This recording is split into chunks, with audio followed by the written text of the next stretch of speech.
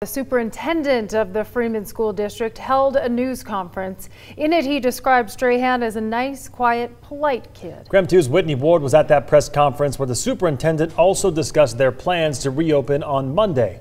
She joins us now live with the latest. Whitney? Good evening. Yes, the press conference here with the superintendent just wrapped up about an hour and a half ago.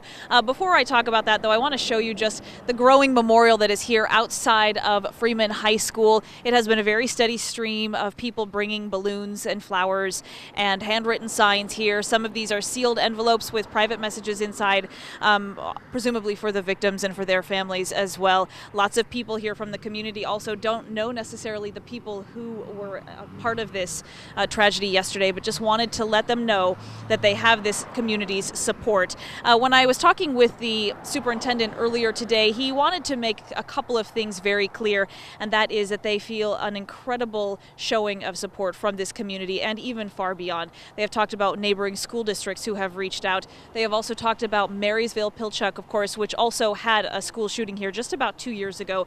They have also made sure to provide resources to the Freeman district here today, knowing that they will need a lot of support as they try to move forward.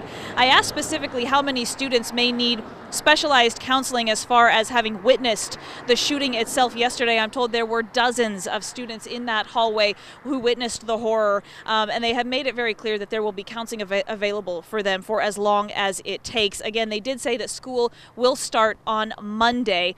The superintendent also just got back from the high school this afternoon. He said he wanted to talk directly to those 3 survivors, those 3 students who are now recovering at Sacred Heart, who were shot yesterday and are now in the hospital and recovering from their injuries. He said they are very upbeat tonight, but they are also incredibly thankful.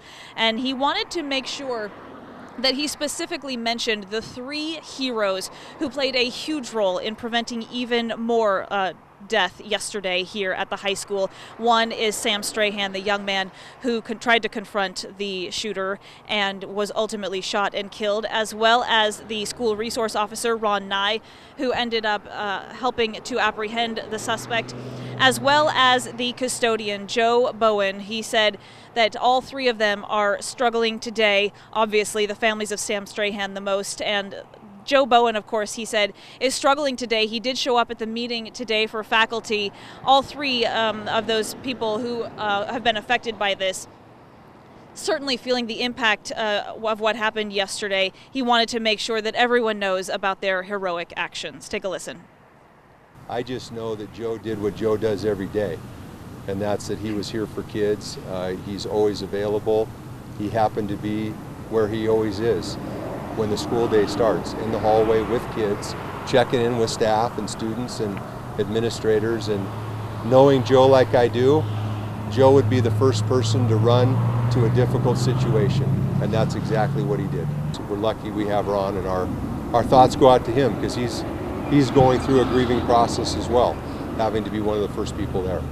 But he's also another hero for us. Sam Strahan was a really neat kid, quiet, and you know, his sister was also here, and I'll just leave it at that. That is a very difficult piece to get into for me personally, but just a nice, quiet, polite kid.